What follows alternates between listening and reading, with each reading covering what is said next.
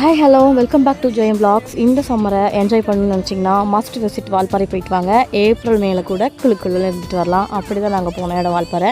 ஆக்சுவலாக வால்பாறை எங்கள் சொந்த ஊர் தான், எப்போ வேணாலும் போவோம். பட் ரொம்ப நாள் கழிச்சு, ரொம்ப இயர்ஸ் கழிச்சு நாங்கள் போயிருக்கோம்.